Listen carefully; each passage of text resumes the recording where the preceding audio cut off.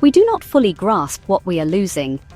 For decades, the Centers for Disease Control and Prevention worked in quiet service to the country. Its success is measured not in headlines but in absences. The outbreaks that did not happen, the hospital wards that never filled, the funerals that never came. It was the agency's duty to stay in the shadows, converting science into vigilance, transforming risk into resilience, and ensuring that millions lived their lives unaware of the dangers drifting invisibly around them. That covenant has now been broken.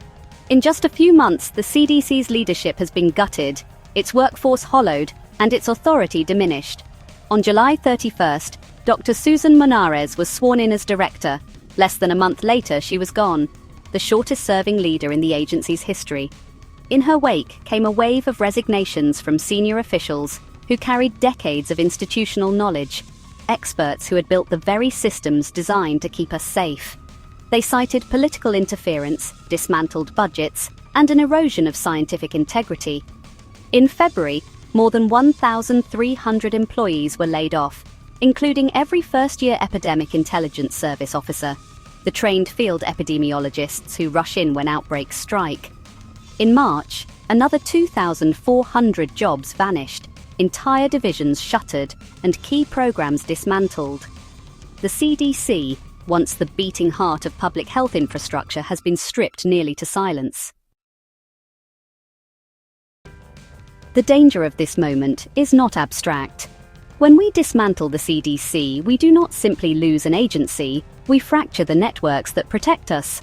PulseNet, the nationwide genomic surveillance system that once spotted deadly E. coli or Salmonella outbreaks in their infancy, is fading into disrepair.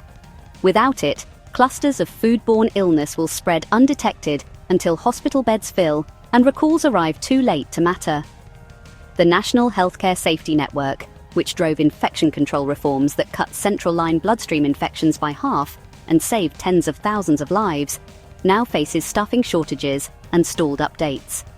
Without sustained guidance, hospitals will drift back toward outdated practices, and infections once thought nearly conquered will quietly return. So, the same pattern holds in the fight against influenza. Each year, the CDC coordinated a global web of data and expertise, predicting which strains would circulate and making sure that vaccines were ready and effective. In the 2023 to 2024 season alone, those efforts prevented nearly 10 million illnesses and thousands of deaths. But vaccine strain selection really depends on rapid, coordinated data exchange, something that unravels quickly when surveillance systems go dark and scientific panels are sidelined. Just one missed season could trigger cascading hospitalizations, strain emergency departments, and increase preventable deaths within a year. We're making similar gambles in confronting the overdose crisis, which claimed more than 100,000 lives in 2022. The CDC's near real-time overdose mapping system allowed states to direct naloxone treatment programs and outreach precisely where they were needed most.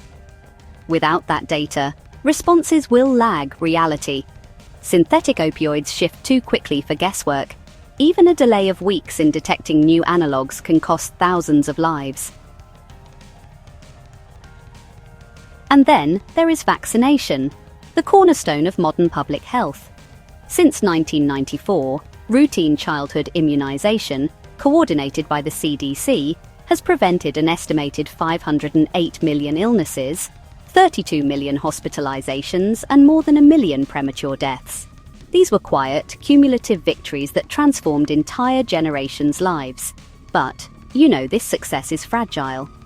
If vaccination schedules are politicized, safety monitoring stalls, and confidence falters, coverage will decline.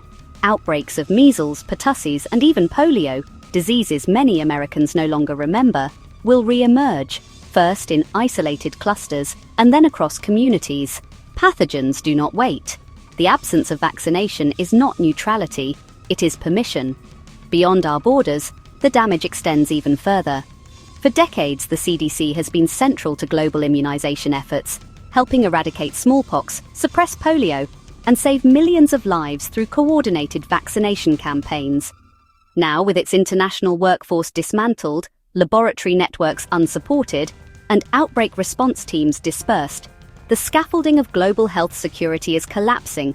Viruses and bacteria do not recognize sovereignty. When we step back, they step forward. Diseases controlled abroad will find their way home. This is the silent danger, the chain reactions of institutional failure. When leadership is stripped, programs shuttered, and data pipelines disrupted, the cascade does not stop at Atlanta. Without the CDC's coordinating hand, hospitals, states, and nations are left to improvise, competing rather than collaborating. We move from proactive suppression to fragmented reactivity. What took decades to build, a harmonized system of prevention, can unravel in a single season. Some will argue that state agencies, academic institutions, or private industry can fill the gaps. They cannot. The CDC's power was never simply in expertise. It was in integration. It was the place where fragmented signals became coherent warnings, where local outbreaks became national strategies, where federal authority met state capacity and turned chaos into coordination. No state agency can replace a global surveillance network. No private company can deliver national vaccine policy free of profit incentives. Without the CDC's scientific backbone, every other response becomes slower, weaker, and less effective. We are living through the dismantling of the nation's shield, but the effects will not be visible until it is too late. Foodborne outbreaks will rise quietly, hospital infections will creep back, vaccination gaps will widen, and preventable deaths will accumulate in silence. The pathogens will wait, they always do. This is not the failure of science, it is the abandonment of it. We once believed in the quiet covenant of prevention, that lives saved today justified investments unseen. To turn away from that belief is to choose drift over direction, fragility over resilience, and reaction over readiness. The CDC's work is not a relic of the past, it is the scaffold of our present safety and the architecture of our future survival. If we dismantle this agency and scatter its expertise, we will pay for it. In hospital beds filled, in funerals delayed, and in crises that spiral before they are even seen. The CDC's successes were silent, but its absence will not be.